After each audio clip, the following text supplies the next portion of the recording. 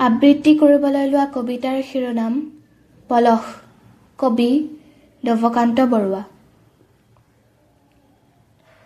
পলাশৰ জুই নুমাল এতিয়া, শাল আৰু চতিয়ান বনত মানৰ দিনৰ অতীত বহাগৰ ধুমুহাৰ কিমান সপোন সৰি গল, তাৰ কোনে ৰাখে খতিয়ান।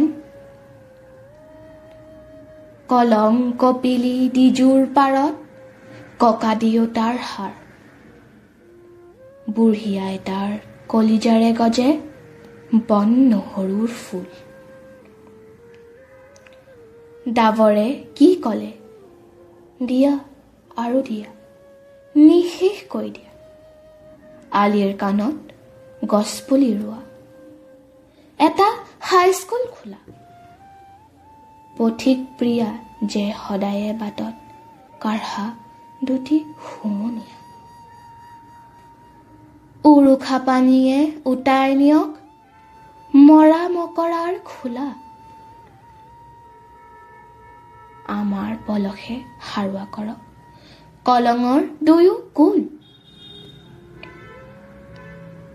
আমাৰ নাতিৰ নতুন পামৰ নাঙলৰ হিৰলোত আমি সাৰ পাম, সিহঁতে পঢ়িব আমাৰ জীৱাশ্মত জাতিস্মৰৰ হাঁহি উঠা সাধু। সপোন অন্ধ জিগলিত আমি থাকো, তাৰে নয়নজুলিত সিহঁতৰ ভৱিষ্যত। ধন্যবাদ।